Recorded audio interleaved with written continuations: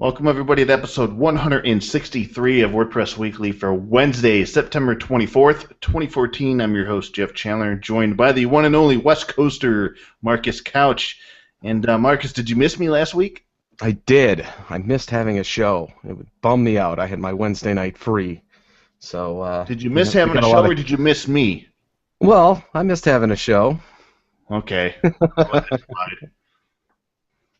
Anyways, it's great to be back. I really enjoyed that staycation. Every now and then you just have to take a break and just step away for a while. And although it was hard, it was sorely needed, and I very much enjoyed it. But now it's time to get back in the swing of things with the WordPress stuff.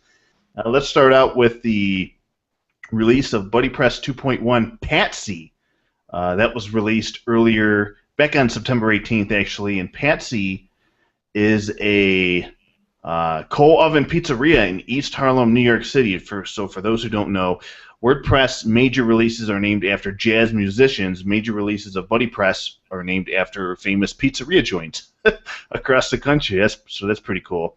And I guess Patsy's is famous for its traditional New York-style thin crust pizza and claims to have originated the practice of selling pizza by the slice. And I bet you that is highly debatable for those in the know. Well, I'm from Chicago originally, so that there you go. Stuff isn't going to do it for me. But I think that's pretty cool. Do you think the guys in the pizza shop actually know and or care? That's a good question. I'm not sure. I don't know.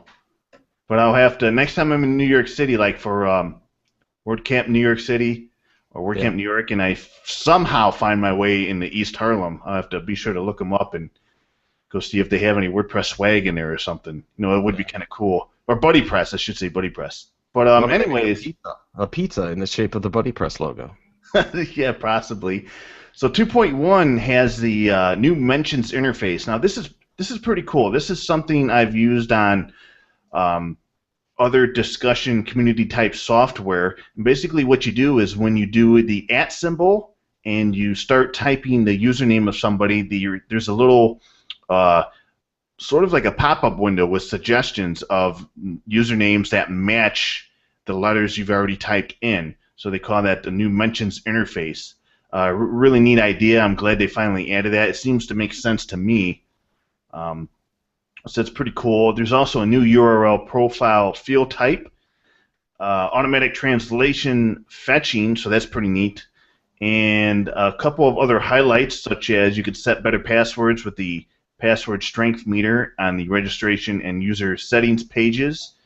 There is the buddy bar has formally been deprecated, and of course avatar has been renamed to profile photo, which I think that makes sense. I think a lot more people probably understand just at a glimpse what profile photo is versus avatar, especially since it's a movie now called Avatar. And there's better compatibility with themes that load their template content in advanced ways, like Stargazer. Hey, that's the theme we use on the Tavern. And other than that, there's a entire list of improvements that have gone on under the hood. So if you use BuddyPress 2.1 and you haven't upgraded yet, what are you waiting for? Yeah, I've noticed it's faster. Now. It's faster too. Yeah. It seemed like it to me because I have a BuddyPress site that's actually kind of a mutant because it's a private BuddyPress that's hidden from public view. It's an inter-corporate type of a thing. And it seemed to be a lot faster, not just from the back end of administration. I mean, and a little bit of speed came from 4.0 as well. But it did seem like it handled processes a little bit quicker than previously. And I'm looking at the changelog, and it does say continued performance enhancements, particularly on the members and groups directories. Mm-hmm. So there's that, and I wonder if that's where you noticed the change. And of course, I think BuddyPress 2.0 had some huge improvements in terms of speed and performance. So they're just piling on top of that. It's just getting better and better.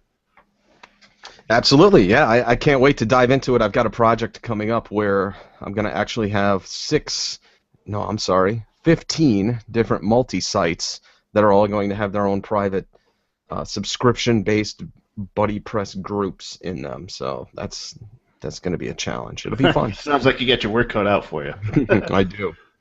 So on the next story we want to talk about is very important. Listen up. If you're an iThemes customer and that means you're paying for a plugin or a service that they offer. You're going to want to change your password as soon as possible. iThemes on September 23rd suffered a security breach where, after noticing some suspicious activity on their server, they discovered a significant attack had occurred on their membership database. And in an overabundance amount of caution, what they've done is they've reset all other customers' passwords. So that's just as a move of precaution. So in order to access your account, you're going to have to go through the whole reset your password process in order to log back in. But the types of information that the attackers could get access to include your username, your password, email address, first and last name if you set it, the IP address, the names of products you purchased, coupon codes you might have used, access times, and payment receipt information, but no other payment info. And what's very important here to recognize is that they use a third-party payment processor, which means that all of the payments and the information regarding that is handled off-site. So none of that is at risk of being compromised. So what they're doing is they've partnered with the security service Securi, and they're going to work with them to do an audit on their information technology stack, their servers, their product and their code base, and of course their security incident response and direction procedures. And although no company wants to go through something like this, it's how you respond, it's how you inform your customers, and how soon that really makes the difference between, somebody, just a mob being upset with you and angry versus the praise and customers being understanding about the situation and working with you instead of being really upset with you. And I think the way that iThemes has handled this was definitely in the professional realm, and I've seen a lot of their customers actually thanking them for telling them and being upfront about it as soon as possible. What do you think, Marcus? Yeah, I received that email myself and went in and changed my password, from their prompt, and realized I don't have any current subscriptions to any of their products. But as somebody who is a former purchaser of their products, my data is still out there and still hackable, I guess. So it's not only what you currently subscribe to, but what you've always paid for, I guess, online. So it's important to, I guess, keep your own personal data saved and always make sure that you use variable passwords throughout. Right. It's just common practice. Nobody should be using the same password on multiple sites. Yet people do, because it's something, it's easily rememberable. I also want to make the point that this is not tied to products. This is not tied to sync. This is not tied to your backups are not at risk. This is just your customer information, your login data for iThemes.com if you're a paying customer. That's it. This is all that's at risk here. So there's a lot of confusion about that, and we're going to find out here within the next few days, I think, or possibly after WordCamp Europe, if they're forthright with this information, if the passwords and the other information was stored in plain text. That's a big no-no. We've already seen several companies that have had databases compromised, and what do you know? The information was stored in plain text, so that's not like the hackers have to sweat or anything to get the information. So obviously, I think they've learned their lesson here. They're going to do what they can to tighten up the ship, and hopefully this doesn't happen again to them or other WordPress companies. That's right. So, Marcus, you added this story here. We'll get to this, and then we'll get on with our special guest tonight. And a little something called Metropolitan. What is this? Well, this is something that someone developed. It made the rounds in the media. It is a private-run Facebook-style social network, and I believe it costs $10,000 to join. The media dubbed it as Facebook for the rich.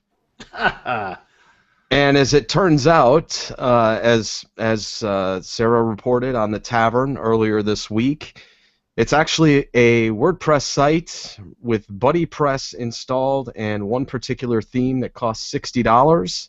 From guess where? Theme Forest. Hey. I want to do that. And the thing about it is, as Sarah reported, The gentleman explained that he had the idea in sight in development for the last 4 years and was in a hard development phase for the last 2.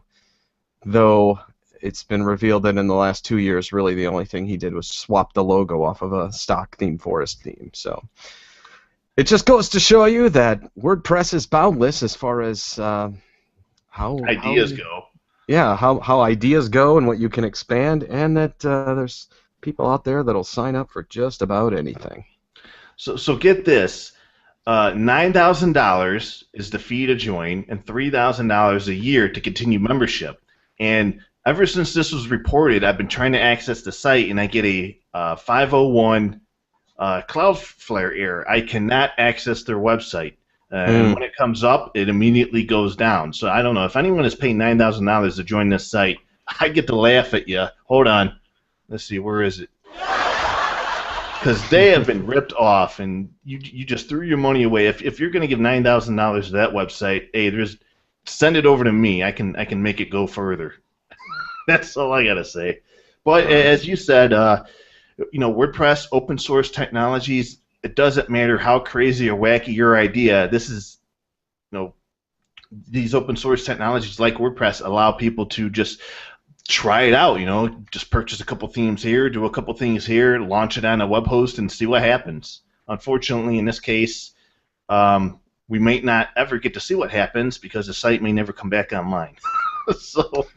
Darn, I had 9,000 just to put down too. Darn. Oh, come on. Yeah, right. I guess I'll have to spend it at our party at WordCamp San Francisco. Well, that would be a very good place. You could take me out to dinner. I'll do it. It might cost you over $9,000, but hey, we'll get a good meal out of it. So that wraps up the news for this week. What do you say we bring in our special guest here? Her name is Andrea Middleton. She resides in Portland, Oregon, and manages WordCamp Central. She's also a dot organizer at Automatic, and we're going to find out what that is here in a second. Andrea, thank you very much for being on the show. It's your first time. Well, thanks for inviting me, you guys. I'm really excited to be here. Awesome. So I know that Automatic just recently had their annual company meetup in Utah. Tell us a little bit about that, and how was that experience like for you?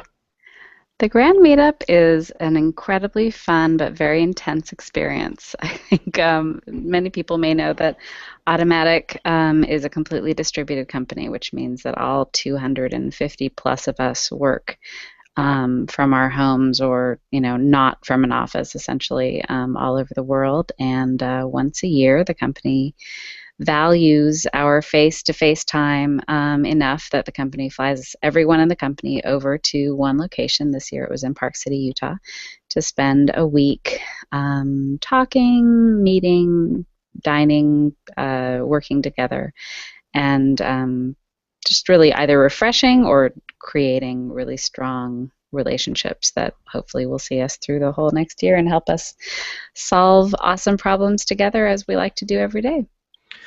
And something that you said, and I want you to say it again, because when we see, I follow several Automatic employees on Twitter, and I get to see pictures of, check it out, man, we're on the ski lift, look at these views, look at all this beer in the fridge, we're all having a good time. And I think it's very easy to see that and say, oh my gosh, just one big party at Automatic every year. Yet I want you to say what you just said again about how intense it is. What actually happens there during the week? Well, let's put it this way. Basically, you get started around 7 or 8 in the morning. Breakfast starts at 8. A lot of people do 7 o'clock or even earlier activities, getting out there and doing super healthy running and jumping things, if that's their style. And then generally everyone is working or doing activities or whatever, hanging out until 1 or 2 in the morning, and that's for 7 straight days. Wow. Or later. I don't like staying up late, so I always made sure I was in bed by 1 or 1:30, which is not my normal way of doing things. But generally, people are either working on a team project. In the last year or two, we started doing learn-ups, so that if you wanted to learn how to code or something else, you could take a class at the Grand Meetup instead of doing a group project. And then this year, we actually allowed people to work on their normal job during the kind of that team project work time for those of us, myself included, for whom work does not stop just because Automatic is not actually working on projects together necessarily. I'm kind of outward facing, so it's always been a little bit rough for me to have to try to ignore the whole planet while I was, hanging out with automaticians. But yes, it does. I mean, it does look super glamorous, and I won't lie. I mean, it's a great time. I mean, it really is a great time. But a lot of us are pretty introverted and geeky, and I am not. I'm not like in condition to be around other human beings for 14 hours a day for 7 days straight. Like, I'm around other human beings like maybe, 6 hours a day, and that's my family. So, yeah, I've actually talked to a few different Automatic employees, and they say that they get so scared when the big Automatic meetup comes up because they're going to be surrounded by a whole bunch of people they don't know, they've never seen before, and they're just really shy, and they're supposed to get to know their coworkers, yet it's very hard for them to step out of their shell. So they get scared every year for this meetup. Well, do they have team building exercises and things that you go through in different groups? Not where somebody's getting you together and saying, "Hey, everybody, now we're going to build a team."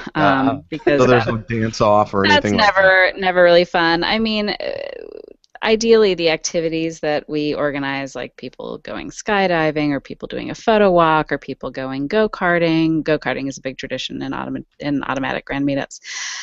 Are team building, right? Because you're doing an activity together and you're having an experience together, and then you have frameworks. We also now have assigned dinner and lunch tables where hopefully you sit, twice a day for meals with people that you don't know very well, but in smaller groups, so you can kind of have that conversation. And then the team projects and the learn-ups are basically, team building exercises too, because you're getting together with a whole bunch of people that you don't know very well, ideally that you've never worked with before, and you're either trying to build something on WordPress.com or a new tool for automaticians, or fix something that's broken, or learn something, and then everybody has to give like a 5-minute talk about what they did at the end of the week. And then there's the flash talks. Everybody in the company has to give a 4-minute presentation to the entire company about anything that they want to give a talk on. So, there are some of lots the most and outlandish ones that you've seen from that talk? Oh golly, there's a lot about. We specialize in outlandish. We make outlandish look normal. I think that's one of the hidden gems of Automatic, is that there's so many smart people and so many different aspects, and WordPress.com involves so many different technologies and languages that if you want to learn something, you could just do this little course, this little class inside of Automatic. You don't have to go outside the company anywhere. I think that's one of the awesome perks of Automatic. Yeah, it's very rare that we do very much training outside the company, to my knowledge. Again, I'm pretty outward-facing, so I don't know everything that happens all the time in Automatic. I hopefully know everything that happens all the time with WordCamps, but yeah, pretty much all of our training at this point is internal, which is kind of cool because, yeah, we're big and we're super, super smart, which is kind of exciting. So before you became an automatician, what was your day job? I was a federal proposals manager for a general contractor in oh my gosh, I'm blanking on the name, in Austin, basically, in a little town north of Austin.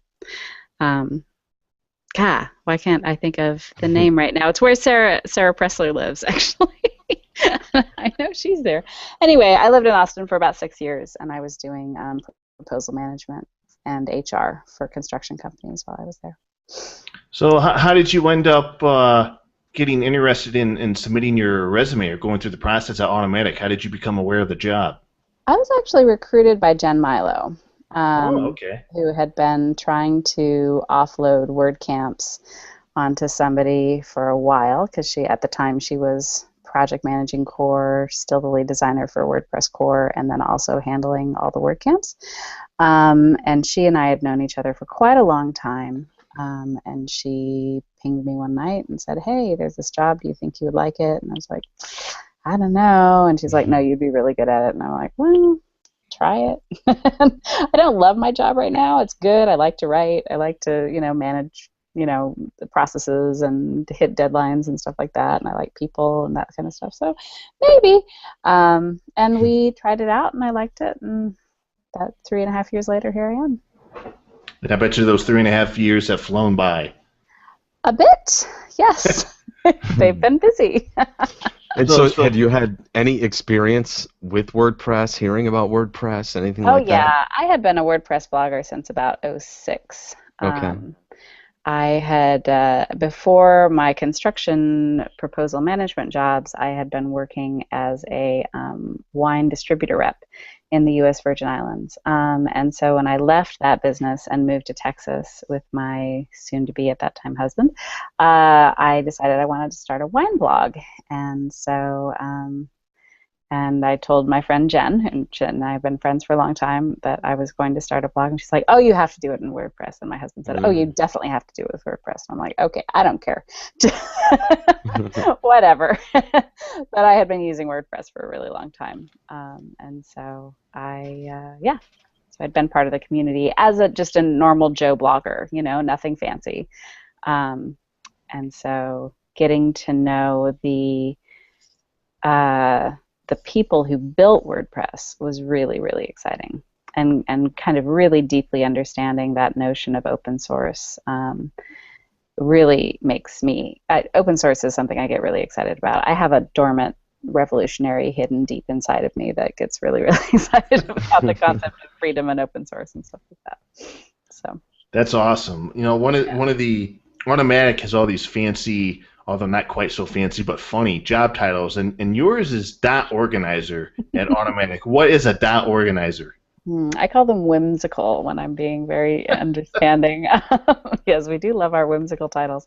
So I am on the .org team at Automatic, which means I'm one of the people that Matt basically donates to the WordPress open source project. My whole job is to work on community organizing. And so because I'm on the .org team and I am essentially an organizer type person, he thought that .organizer was a great name, and that meant stuck. So that's my job title. It's as simple as that. So it's just that easy. What are you manage WordCamp Central, and what are your day-to-day activities in regards to managing that website? Well, when I say I manage WordCamp Central, what I usually am trying to say is I oversee the WordCamp program itself. Okay. And so 90% of my work is kind of centers around kind of birth to death of a WordCamp, right? So reviewing WordCamp applications, interviewing prospective organizers, orienting people about how to get started, reviewing preliminary budgets and approving those, and just all of the mentorship of WordCamp organizers that we do at WordCamp Central. So, how much paperwork is involved with your job? Is there any actual paperwork? Physical paper, as little as I possibly can make it. Filling out of forms and things, actually pretty ample, because all WordCamps in the U.S. and Canada, and then I would say maybe half the WordCamps internationally, so outside of the U.S. and Canada is what I mean by that, run the money through the WordPress Foundation, just because that's a good way to protect organizers from getting sued or audited by running the money through their own companies or personal bank accounts. And so what that means, if we're going to protect organizers from bad things happening to them legally and financially, the WordPress Foundation's name has to be on all that documentation. And so there's a fair amount of signing contracts and reviewing invoices and stuff like that. Luckily, Cami handles most of the invoice paying now. And my life is like 3 gazillion times better since she joined the company about a year ago. But yeah, I do a fair amount of, collating of information and putting things in places. So you review everything, even down to like catering invoices and things like that? Well, yeah. I mean, we have to have a very clear paper trail of everything for the are there crazy ones that happen internationally? Like, oh my God, they're eating that? Like anything like that? That sometimes, yeah, it's gotten me a much better understanding of like what foods or kind of food and beverage related interludes are really important to different countries or cultures. Like if you're going to have a WordCamp in Europe or the UK, you absolutely have to have some kind of like afternoon tea break, especially like in Southern Europe and in Britain. There will definitely be like, or Great Britain, there will be like an hour-long period of like chilling out, and that's after lunch. So it's like lunch, and then there's after lunch, like chilling out with things, and yeah, it's been pretty interesting. WordCamp Europe is taking place this weekend in Sofia, Bulgaria. Did you see a tea break in there? What's that? Did you see a tea break in there in your schedule? Cami was handling all of those this year, and I have not. I don't even know. I'm embarrassed to say. I've been. It's sucky right now because I'm focusing a lot of my time on WordCamp San Francisco, which is not sucky. That's awesome, but it does tend to distance me a little bit from the day-to-day. For people. Where's the tea break, you guys? There it is. Coffee break, 4:15. Oh, there you go. There it is. Bingo. Yeah, definitely a coffee break where everything stops. And you have so they have their regular hour-and-a-half lunch, and then they have their like half an hour chill out and think and talk and commune and all that stuff. So by using the WordPress, going through the WordPress Foundation, which offers protections and things of that nature, within the past 4 or 5 years, or as long as you've been involved with WordCamp Central, has there been any legal threats or anything that's gone as far as to, boy, we're glad, people are glad we really have these protections from the WordPress Foundation? Stuff happened before everybody started using the foundation, which is why we started asking people to do that. But thankfully, and I'm knocking wood right now, nothing has happened since that would make me have to call our lawyers. That's probably not fun. But yeah, I mean, the reason that this whole thing came about of, we need to have an entity that people can use as a legal and financial protection is because organizers did. There was a lawsuit related to a WordCamp once, and a very prominent WordCamp organizer did get audited by the IRS for running $15,000 through his business account that didn't seem to belong there, and people lost money and got their PayPal accounts frozen in the middle of ticket sales because PayPal was like, oh, this is unexpected activity, blah blah blah, and so there was a lot of pain points around that, and we ended up, when it was kind of just, people looked around and were like, well, we got the foundation just sitting there, it's a nonprofit, it's just holding the trademarks, and because Matt and WordPress in general is both very optimistic and then very opportunistic, we took the opportunity to make use of the foundation as that way to keep organizers from having to ever hire a lawyer to protect themselves against a frivolous lawsuit or have to make up financial losses for their WordCamps out of their own pockets. It also has the benefit, which really makes me excited, of lowering the bar, the affluence bar, if you want to organize a WordCamp. So we've had students organize WordCamps. We've had people who don't have, $20,000 sitting around in a bank account where they have a slush, an amount of money that they can just kind of keep around, and it doesn't matter if they get the sponsorship payments in right away and stuff like that, you know. So there's it makes it a little easier for people of all financial backgrounds to step up and help out with community organizing, and that's something that I'm really passionate about. It's getting more diversity in our organizing community. Well, that's something as a registrant of different WordCamps that, like, I didn't know that inside part as far as being the shield of the organizers.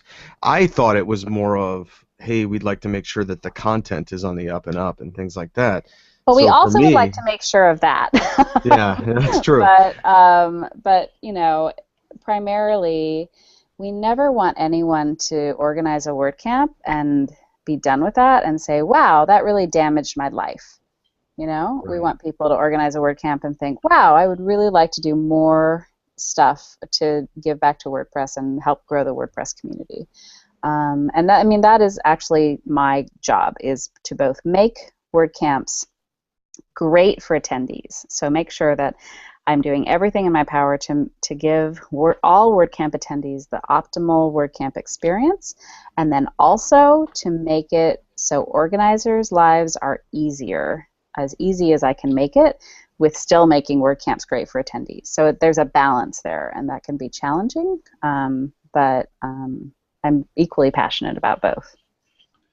Now, going back towards the cost and affluence of those organizing WordCamps, I wrote about this on WP Tavern. I did some research about the price of WordCamp tickets, and based on a few of the budget reports that a few of the WordCamp organizers have put out there, maybe in their form of transparency, I noticed that when you take a look at their expenses and you add them all up, and you look at total amount of expenses, you know, the average for one attendee, usually I've seen an average price of where the ticket should have been, without sponsorship help or anything else, the ticket should have been around between $80 and $100. And I've seen WordCamps where the cost, like, for example, WordCamp Ann Arbor, which I'm going to, which is one day, October 4th, it's coming up, $12. That's an insanely affordable price for one day's worth of learning, all kinds of cool WordPress stuff.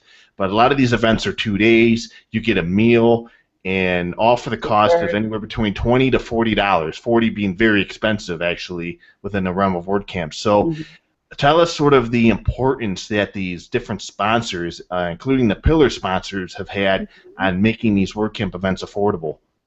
So we've had the price ticket cap, and I don't usually refer to things as a rule, but this is definitely a rule, right?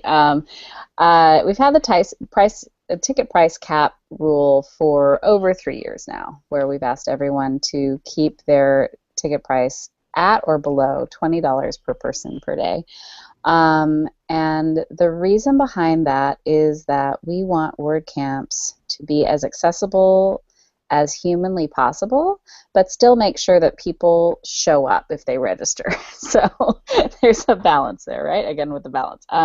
So we don't want it to be too expensive for anyone to go. We want them to be available to anyone with any financial background, but at the same time, if you make events free, you'll get 5,000 people register and 50 show up.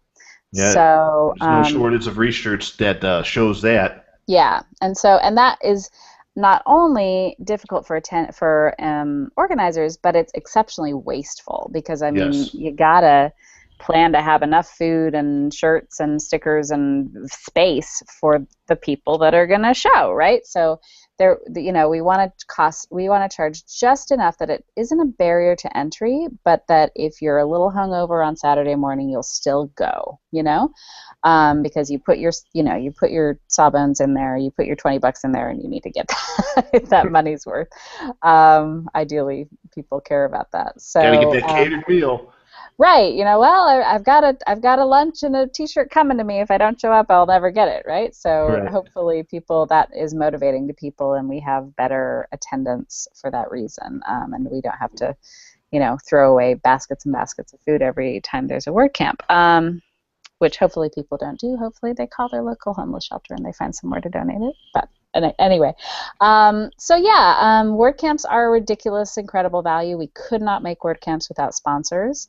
Basically, the ticket cost should cover essentially lunch and a T-shirt, and everything else, the venue cost, the cost of signage and badges and, AV rental if that's necessary, and maybe if we are spending money on a party or something, yada yada, all of that comes from sponsors. And so yeah, sponsors are incredibly valuable. WordCamp is and hopefully always will be the best deal in town, and I feel really, really good about that. I feel rather than people fearing that WordCamps are devalued by that low ticket price, I actually am really excited by that low ticket price because I think that WordPress is free, and WordCamp should be as close to free as we can get it. And then, yeah, sponsors are the people who make up the balance and allow us to, find a place to all sit down and have a great event that connects people and inspires them to do more with WordPress. So, yeah, from my own perspective, I love the price point of WordCamps because, I go to other conferences, affiliate conferences, SEO conferences, marketing conferences, and every one of those tickets is $1,000 a piece. Right. Plus you've got hotel and airfare and that kind of thing. So for me, I love WordCamps because it's almost like my travel is free. I don't mind coming to San Francisco and dropping 5 days on hotel because I know that the ticket price was so low it sort of negates what my travel expenses would have been otherwise. So I applaud that model. It's great. Thanks. Happy about it too. And speaking of sponsors, there's a couple of maybe sponsorship levels. Some of them have sponsored, some companies have sponsored every WordCamp in the United States. Is that right? We have some, so we have this program called what was called the Multi-Event Sponsorship Program. Now we're calling it the Community Sponsorship Program, whereby larger companies who just want to support all WordCamps can sponsor literally all WordCamps in the world or just in a certain region. For either all year or quarters or something like that. So we currently have, 8 different multi-event or community sponsors. The companies that currently sponsor every single WordCamp in the world are Bluehost, Jetpack, Automatic as Jetpack, and then WPML right now, which is On The Go Systems. Sponsoring is WPML. What's the price tag on that? Jeff and I might want to get in on that. Maybe WordPress Weekly is a worldwide sponsor. Yeah. They are currently, so for the top level, it's $10 per attendee per WordCamp. For the medium level, it is $5 per attendee. And then for the lowest level that we provide is $2.50 per attendee, and that's rounded up to the nearest 50. So we had a community team. We recruited a group of both WordCamp organizers and some longtime sponsors of WordCamps that worked with me collaboratively, and we all worked together a couple years back to develop this program. We rolled it out in 2013, and then we did a second version in 2014 at the Community Summit in October. Hopefully, we will build the new version, which will then fold in meetups as well, so that community sponsors can support all WordPress community organizing and events. Yeah, it's been incredibly beneficial to WordCamps. Of anything that I have done for WordCamps, that might be the thing that is most exciting, or if I've overseen any iteration of the WordCamp program, that might be the most exciting one, because basically I'm able to approve a WordCamp budget and give WordCamps a nest egg of okay, so you'll need this much to fundraise. Community sponsors will give you this much, so you actually only need to raise this much.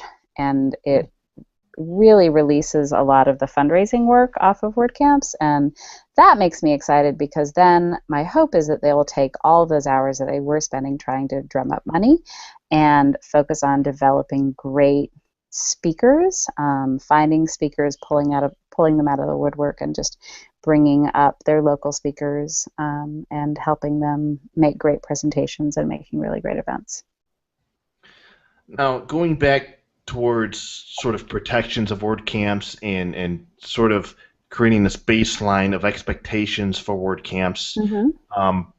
There's these things called the WordCamp guidelines, and I've said this in comments and I've written articles about this. I don't think my thought is, my perspective is that the WordCamp guidelines probably can't be perfect for WordCamps across the globe because there's too many variables in place. But I think they could be close.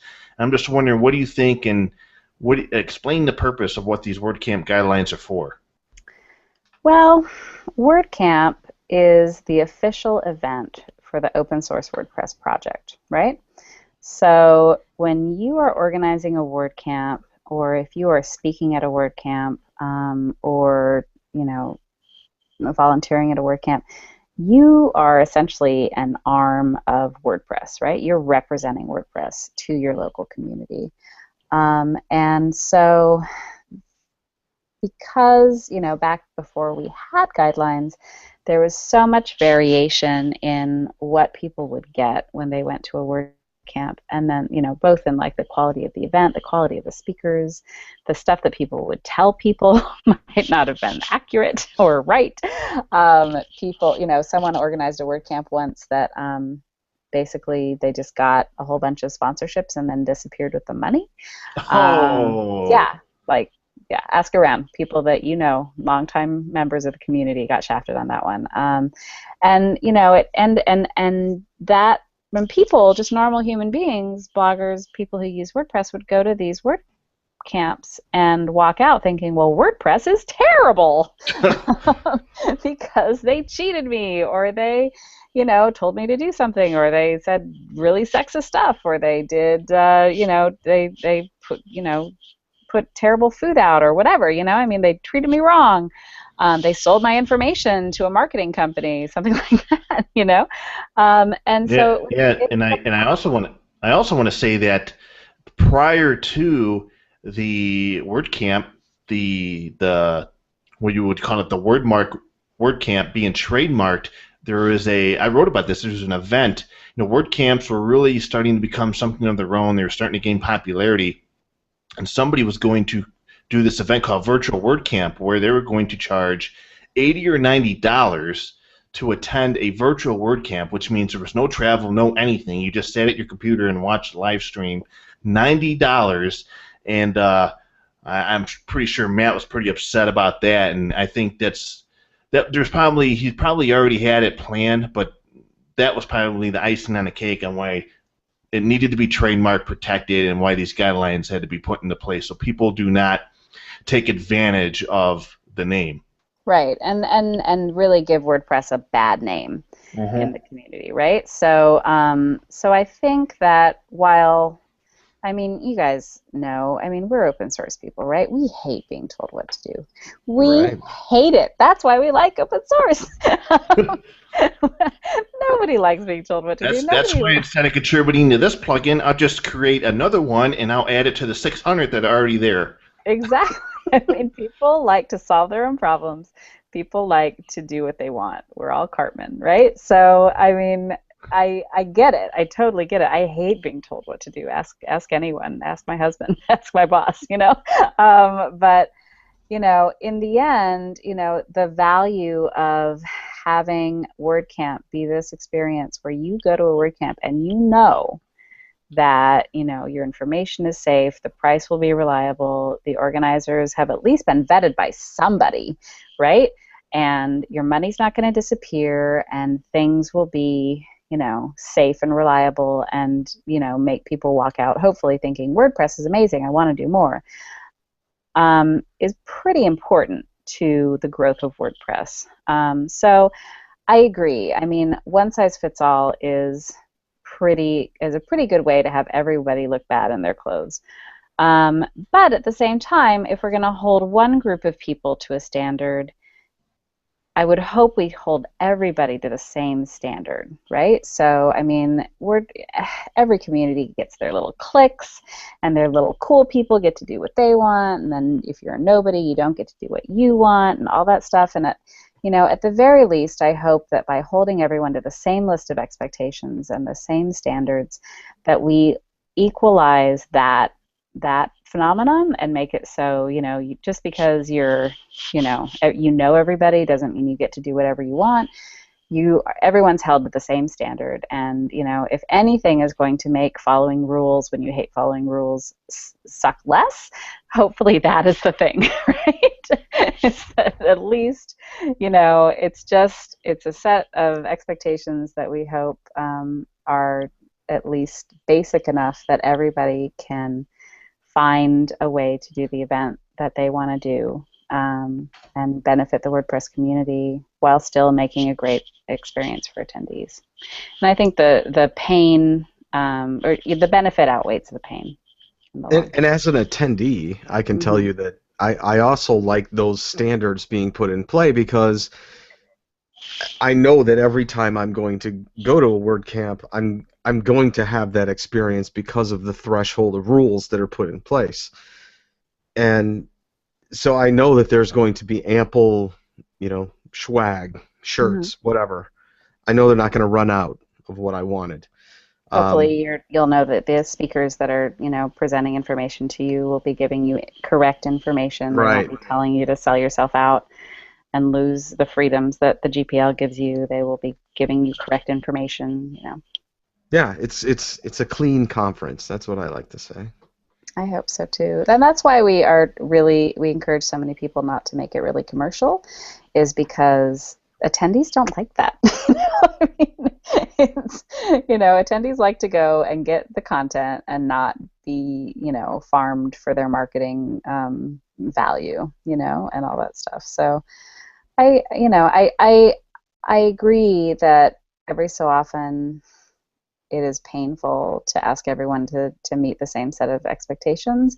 And hopefully every year or so we will all sit down as a community and take a look at the things that cause the most pain and figure out a way to iterate. WordPress is an iterative community. We try something for a while. If it doesn't work, we change it. And so my hope is that people will say, tell us honestly, hell, you know what, this was terrible. I hated doing this and I don't want to do it anymore. And we can work together and figure out a way that everyone can, get what they need.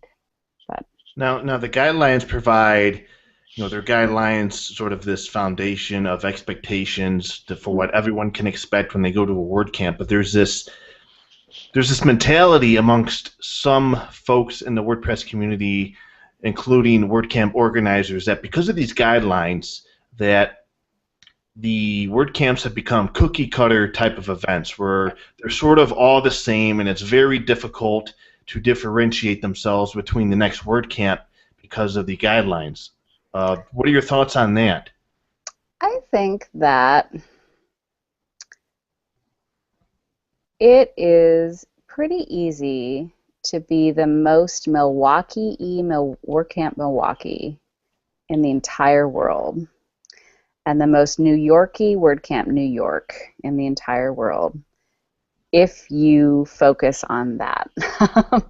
So, I mean, what makes WordCamps unique, hopefully, is less their organizers and more their communities. And I think that if WordCamp organizers want to make a really different, fantastically unusual, unique event, then the first place to start is have speakers that no one's ever heard of, that are from your local community, that rock. Emphasize and celebrate what makes your community fantastic, and just really have the greatest ways for people to connect amongst themselves in the WordPress community, and then have the most inspirational talks available so that people walk out of WordCamp thinking, I want to do more with WordPress, and I know I can. And that will make your event unique, lauded, praised, and people will be begging to come back. If you have 11 of the same speakers as 20 other WordCamps this year, your event's not going to look that different. It's just going to be same thing, different place. Yeah, I mean, if there's lots of ways, and it's tricky, right? Because people go to a WordCamp and they're like, oh, that's a great idea. We should do that at home. And I'm like, well, you could, or you could come up with your own idea at home and try something. Ask your community, like, what do they want? What do they think would be the best kind of event in the world? Don't go out and like tell people what they want. Find out what they want and give it to them. That's what community organizing really is. And so, Yeah, I think in a perfect world, a WordCamp would just be, my guess is, because of the guidelines of what WordCamps are all about, everything about it would just be local. You wouldn't have people flying in to speak at events. Maybe a few, maybe automatic employees or speakers, but probably 95% or 80%, some very high number, would all be local speakers, local attendees, and that's really at the heart, I think, of what WordCamps are all about, local. We've got enough automaticians now, we hardly even need to fly them to you. They probably Oh, yes, this is true. Within driving distance. We're so big, they could probably commute. And yeah, I mean, I just think that if you're trying to do a unique event and you don't start first with extreme local, then I'm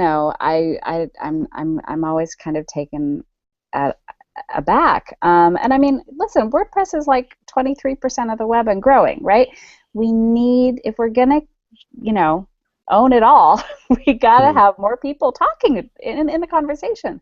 We cannot keep growing if we're only listening to the same 20 or 30 voices. We have got to listen to more people who are doing more interesting things, who are having more pain points, or doing different stuff with WordPress than we ever thought was possible. We've got to let them in. And so if you're not listening to your community, if you're not really deeply plugged in to the amazing stuff people are doing with WordPress in your hometown, then, part of me says, well, I mean, you can have the best lunch ever, you can have the best party ever, but how am I ever going to hear from that person if you don't raise them up?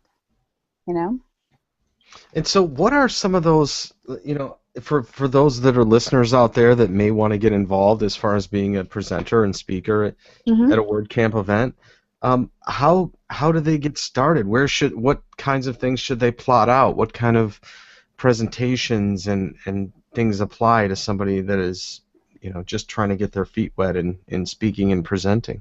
So first of all, join your local WordPress meetup, attend. And if you have something, if you want to start speaking there.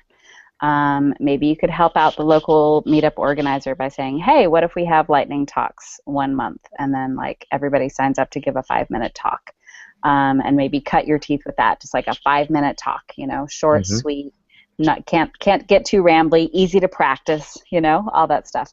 Even if you're terrible, people only have to listen to you for 5 minutes, and then you can iterate on it. So I would definitely start there. And as far as like finding out if you want to be a speaker, first of all, think about like, what do you have to share with the WordPress community? What I encourage people always to do: don't teach me a lesson, tell me a story. Everybody's story is incredibly powerful from the perspective of like listening to people who use WordPress or who build WordPress, right? Even if you're telling me the story of like how you figured out how to change the background color of the theme that you're using, and everybody else in the whole room already knows how to do that. If you tell me how, like, the process that you went through to figure that out, and then you figured it out, first of all, it tells me how difficult this can be for people. It tells me where people get hung up. It tells me how to make it better for other people. And then honestly, there may be people who don't know how to do that, and then you've just taught them how to do it by telling your own story. Now, that's a very simplistic example, but if you want to give a unique presentation, tell me about your personal experience with WordPress, or go out and interview other people and tell me about their personal experience with WordPress. Tell me a story. And just, I don't know if you have any stats on this, but I'd like to get maybe your educated guess on this. How important, how integral is WordPress meetups to WordCamps? I mean, based on everything I've seen and everything I've read and everyone I've talked to, it seems like the overreaching majority of WordCamps all have an origin of a local meetup.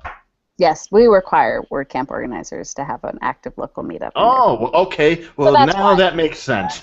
Oh, there's a connection there. There's a connection. No, it's just a coincidence. It is not. That is engineered, my friend. That is on purpose. And well, can you explain the connection of that? Is there any connection straight to Meetup as far as that goes, or is it just because that's where the audience is, so to speak? So there's a couple of reasons. First of all, it's a little arrogant to say that you know what your community needs to hear if you don't actually have an established community. First of all, starting that community is pretty important, so that you have the people that you can listen to.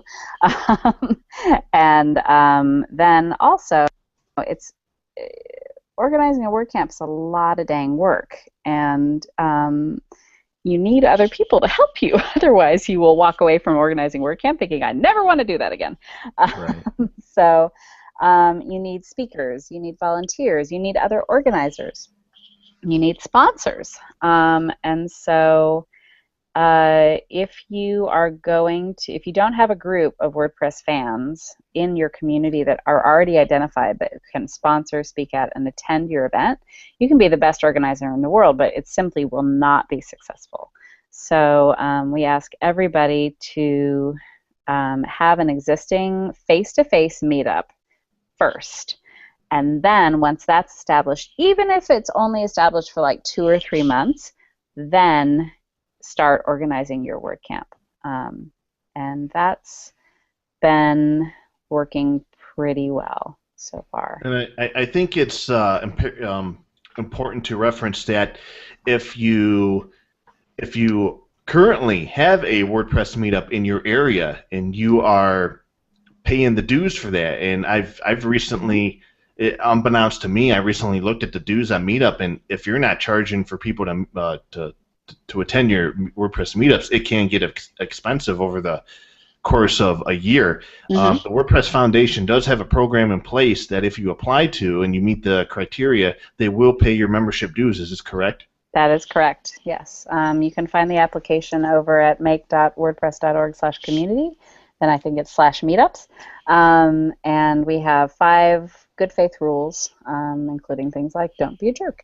That we ask everyone who's organizing a chapter account, so an official meetup, just like an official WordCamp, everyone who's organizing an official meetup, we ask you to agree to those. And then if you already have a meetup organized and you just want to put it on the WordPress chapter account, we can do that. Or if you haven't organized a meetup yet, then you can organize a meetup with WordPress as the organizer, and then all of the community people are co-organizers. So. Awesome. Well, I have 2 quick questions for you, sure. But you may not give me quick answers. I might. I like to talk. The first is, not too long ago, or maybe it was a few months ago, time flies when you're having fun with WordPress, WordCamp Central launched a couple of different forums so that organizers and attendees can all get together in one place and finally have an easy way to collaborate and share ideas. How has that process gone? Okay. It has not made the splash that I kind of hoped it would. I don't know if people are already connected, or if people just don't have time to play on another set of forums, or what. But people do not. Maybe it's the problem that I don't have like any dedicated forum volunteers to like sit and answer stuff on purpose, and I frequently am doing so many other things that I have a hard time cycling back there on a reliable basis. But they just haven't been. They haven't been as lively as I thought they would be.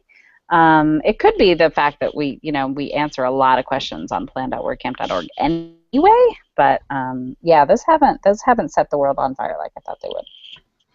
Okay, and I would kick myself if I didn't take advantage of this opportunity to ask you this question. What are we have Prestige Conference, we have Pressnomics, Mm-hmm. we have a few other events in the works that are WordPress specific, but they're not essentially using the WordCamp branding or taking advantage of the foundation. What are your thoughts on WordPress conferences that are starting to emerge, but without using the WordCamp branding? Mm-hmm. Well, so like I said, WordPress has hit like 23% of the web, right? So the community is growing and growing and growing and growing. And you know, the fact is, as much as I wish it were, not all of that community is centered around the open source project of WordPress itself, right? And also the thing about setting expectations for what a WordCamp is that you almost de facto start making a list of things that WordCamp isn't. And you know, not all of those things are bad. They're just not things that we want to do as part of the official event arm of the WordPress open source project. And so, yeah, I mean, the market is there. There's a lot of room. And I think there's a lot of space for people to do a lot of different stuff with WordPress conferences that are not WordCamps. And frankly, if you don't want to organize a WordCamp, I don't want you to try to organize a WordCamp because it's hard on you, it's hard on me, it's hard on your attendees, you know. I mean, it's just hard for everybody.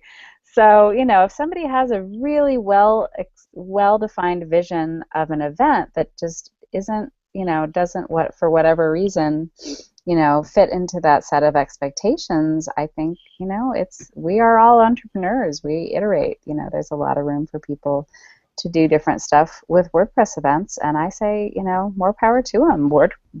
Event organizing is really hard, so, you know, getting it right is challenging, and if people can get it right and enrich the WordPress community by doing that, I think that's fantastic. My hope always is that we will both, you know, respect the trademark and embrace the license of WordPress so that we don't encourage users to give away their freedoms by you know, engaging with plugins or themes that aren't 100% GPL. But I mean, other than that, I think, you know, it's a brave new world out there. Go for it. I'm sort of relieved to hear you say that, you know, from someone in your position at WordCamp Central to on other events, WordPress events that are not using the WordCamp branding. I mean, I think there's room for all of them, and yeah. You know, WordCamp has guidelines, they have expectations, and if you want to do an event that doesn't align with those values or doesn't allow you the freedom to do what it is you're looking to accomplish with your event, then go ahead and do your event. I mean, no harm, no foul. I mean, just go ahead and do it, and let's see what happens. And you know, Pressnomics has been very successful. We're going to see a business-focused WordCamp in Prestige Conference, the first of its kind. And I personally, I think we're going to start to see more and more of these subject-focused WordPress conferences spring up because for a lot of people, just going to a WordCamp and having these multi-tracks and multi-sessions is maybe not working out for them. I think a lot more people are going to just want to go to an event catered to one specific area, and there's going to be all these different sort of WordPress smarty pants, you know, sharing their knowledge and everything at this one event. But I think it's very encouraging to see that WordCamp is all for it. Hey, the more the merrier. I mean, it'd be awesome if they all respected the GPL, the license, and shared all those values that the WordCamp Central follows in the WordPress Foundation. But I'm very glad to hear that response because I think anything other than that, I don't know, cue the pitchforks. Well, and to complement that, I would also like to mention that, you know, we have been, ever since the beginning of this year, encouraging experienced and new WordCamp organizers to iterate on the WordCamp, you know, model itself. You know, I mean, now that's not even iterating. We've had WordCamp Real Estate, we've had WordCamp Higher Ed, we've had single subject WordCamps. We always have a couple of WordCamp developers every year. And there's lots of other things that we could do with the WordCamp brand that still fit within the set of expectations that we have that isn't every single other WordCamp out there. So, I mean, I've talked to a number of people this year about, like, playing with the concept and doing something a little different to keep it fresh for our experienced organizers too that get sick of doing the same thing year after year. But unfortunately, for whatever reason, not all, very few of those plans have shaken out. But I look forward to maybe seeing what people come up with in the new year as far as, let's do a single subject WordCamp. Let's do a WordCamp that, with some variation and try to see what else works within the model without, but still staying in those expectations of, open to everybody and, transparent and embracing the license and the trademark and try it out. So we're open to a lot of new things. One of the things that I really appreciated, at least for the last couple of years, was being able to stream the San Francisco event, at least. Are there plans in the future to make that more of an adoption of that kind of streaming with other WordCamps around the world as well? Did you hack into my email this week? Uh-oh. So we just invested in 2 new camera kits for WordCamps that are specifically made for live stream. So cameras and broadcaster boxes and everything. We set up an account with livestream.com, and we're going to try with 2 events this fall, WordCamp Tampa and WordCamp Ventura are going to stream and hopefully have a really high quality stream that is really beneficial for everyone who takes part in that. Yes, I would really like to do that. There's a number of ways that a good live stream can be really powerful for people. For one thing, you can still get the content on the day of, but you don't have to travel.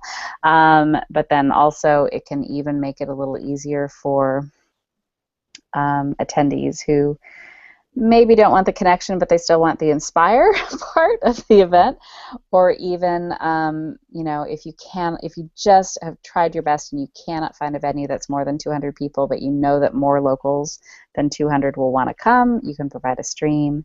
I think we have done not a great job of maximizing the technology available to us at WordCamp, and so I'm really excited to see what those experiments yield this fall. Hopefully we'll see a lot more live streams next year. Yeah, I would, to me, are you kidding? Would I love to see WordCamp Tokyo live in a stream and see what's going on there? Yeah. I'd love it. Even if I don't understand it, I'd still love it. That would be pretty cool. I think now we learned a lot more about Marcus today. and in that same vein, how awesome of a compliment has WordPress.tv been to WordCamps? Love that. Yeah. Providing that free content so that you don't even have to buy the $20 ticket. Like, the $20 ticket is not expensive, but ideally, like, every single session at every single $20 a day conference is for free on WordPress TV within a couple months, knock wood. Huge props to the WordPress TV moderator squad and all those people volunteering to help us get content faster on WordPress TV and of a higher quality. I mean, they've been doing a kick-butt job, and I'm so grateful to their work every day. I love the fact that we're getting all this content for free on WordPress TV. It's pretty exciting. And my last question here. Mm-hmm. Some of the WordCamps have, especially one down in Miami recently with David Bissett, he had WordCamp Miami, but the day before he had Buddy Camp Miami. Is if somebody is going to do a WordCamp and they're really fascinated with the BBs, whether it's BB Press or Buddy Press, and they have the interest based on their WordCamps and surveys, is the Buddy Camp stuff covered by sponsorship money or anything else that the WordPress Foundation can help with, or is that a separate outside of the WordCamp? No, we're currently running all that stuff. We're not running anything. We are facilitating buddy camps being organized and providing them the same benefits of the WordCamp program. Part of the WordPress Foundation's mission is to both support education around WordPress, but also around other open source projects. And so Buddy Press definitely falls within that. So would BB Press. If somebody wanted to organize a conference around BB Press, that would be super interesting. I would love to see that tried out. So would I. And yeah, I mean, I think that could be great for BB Press. I mean, the thing about in-person events is they build community like nobody's business. I mean, they are like the human growth hormone of community, right? They just, you thought you had a community online, and then you get everyone together, and it just blows up. And so, yeah, I would love to see more events centered around, Buddy Press and BB Press if there's the interest to help those contributor communities grow too.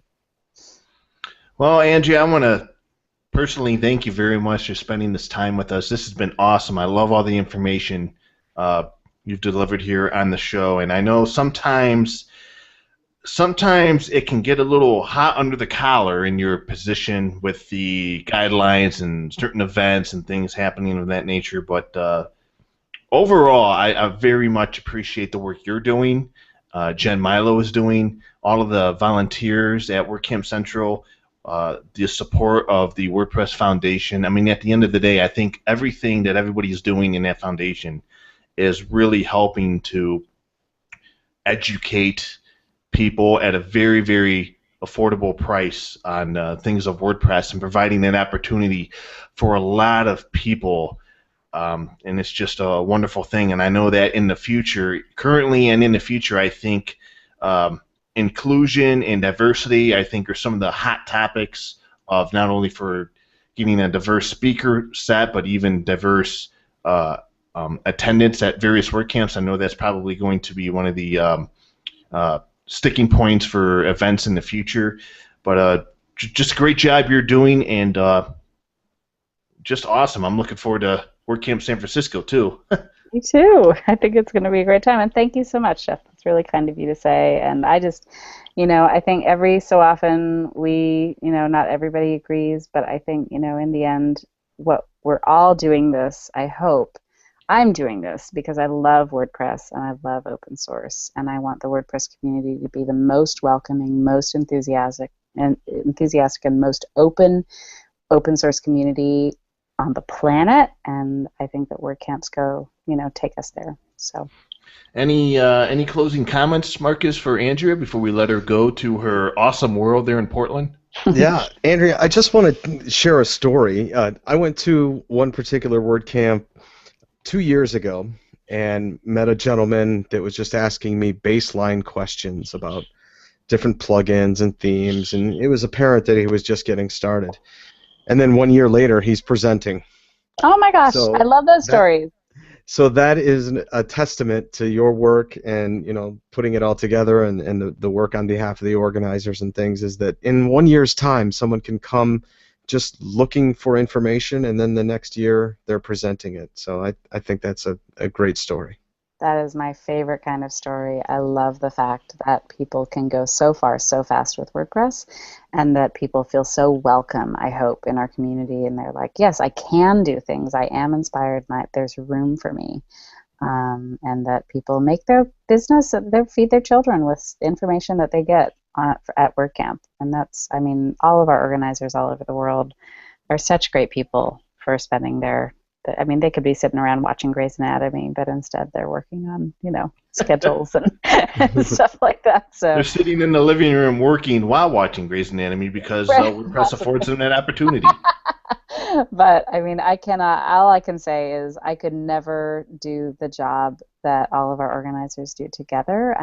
All of anything that the WordCamp program accomplishes is really completely based on the willingness of all of these community volunteers to spend their extra time and their free time helping other people learn more about WordPress. And that's pretty inspiring. Yeah, it's pretty cool to talk to some of these organizers and you ask them, so what was it like to organize this event? Well, it was great, and then UPS or FedEx showed up, and my whole house turned into a bunch of cardboard.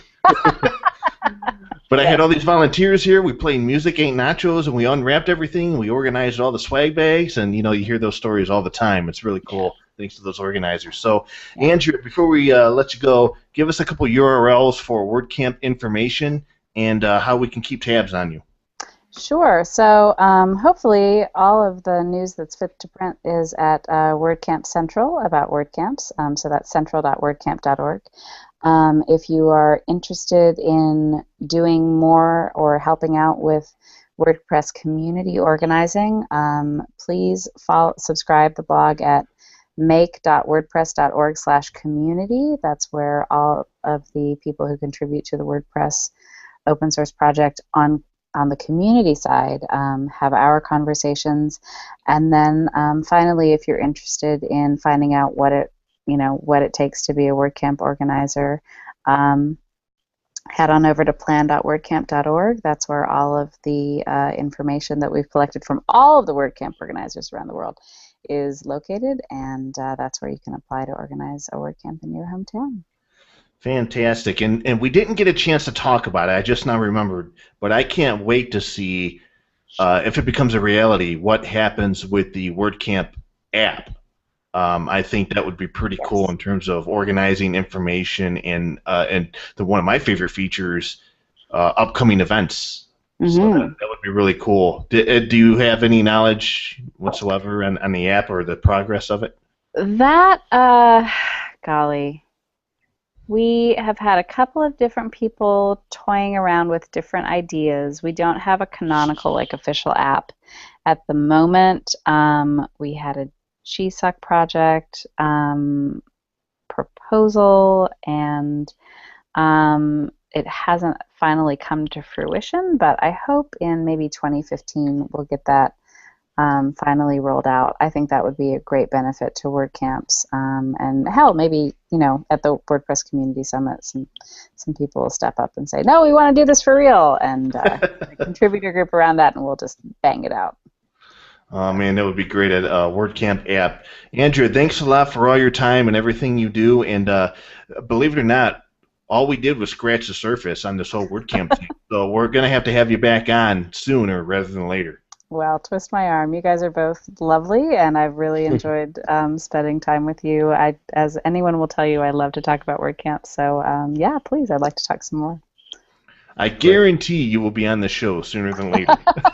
Well, fantastic. Yeah, that's when Jeff and I are going to pitch our live announce through the stream. Jeff and I are the hosts. All right, let's go to Tokyo, where we talk about Buddy Press from progress.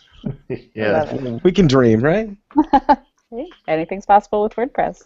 All right, have a great rest of the evening there, Andrea. All right, have a good night, you guys. Thanks a lot. Awesome. So that was Andrea Middleton, a dot organizer for Automatic, and helps manage WordCamp Central. Does a lot of great work for WordCamp Central, helping out a lot of WordPress WordCamp first-time organizers and veteran organizers, and just a really great person. I've had a chance to meet her a few times in person, and just a great person to be around and talk with. Very, very much open to feedback, which is great in her position. So very cool to have her on the show. And Marcus, before we get into your plug-in picks of the week, just sort of your thoughts on that interview. I learned a lot about the backbone and the back end of WordCamp, and what I thought was more of a editorial decision-making process is more of a legal protection process as far as to the organizers, the attendees, all of that. And there's insurance policies and things like that that even have to be put into place, food, certain expectations and dietary guidelines. All of that stuff has to be thought of when really the organizer just wants to talk WordPress, right? So all of that is put in play just for protection's sake of both the organizer and the attendee. And that's what I learned, and hopefully the listeners out there absorb some of that as well. Yeah, the whole purpose of WordCamp Central, the foundation, is to take all of the pain points away, all of the friction that's involved with organizing an event, which is very hard in and of itself, with the financial obligations and the sponsoring and things of that nature, and to just try and offset that so that the organizers can concentrate on just putting on a great event with local speakers and just make it a great time and a great atmosphere for those to learn WordPress. And that's really what the goal is, and I think so far they've done a really great job doing that. Absolutely. So with that said, Marcus, why don't you close us out with your plug-in picks of the week? Oh, we've got some great ones. This first one is called Admin Branding, and it it seems like I've been asking for this kind of thing to come out for years and years, but it's finally here. This plugin lets you completely customize everything within the dashboard. I'm talking the way that the menus are, so there's no little stray plug-in things on the side that take over your left sidebar in your admin. You can shove those into a folder.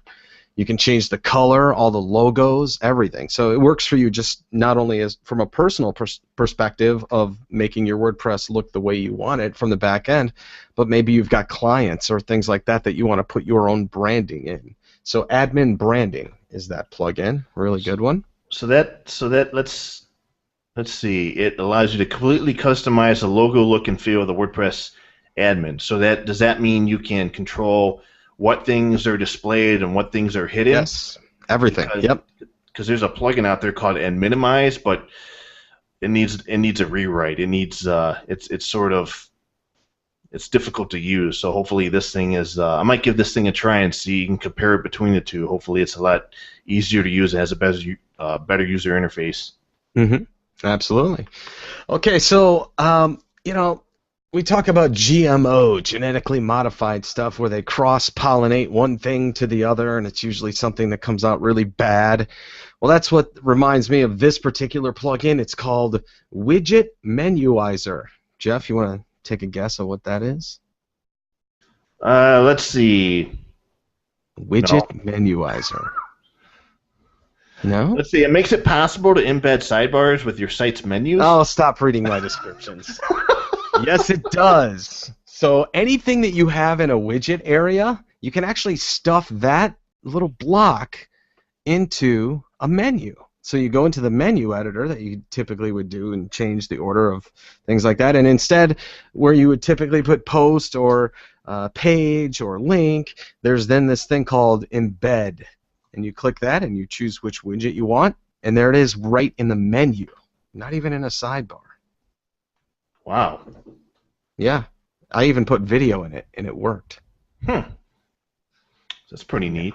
Yeah. So that's going to change design around a little bit, because now we've got this kind of mutant thing in our menus that we can put more content in. So that's one to watch. And then finally, there have been a lot of themes that have been coming out that have to do with the learning management system, where people set up online courses and quizzes and things like that. It's a model after Udemy, udemy.com.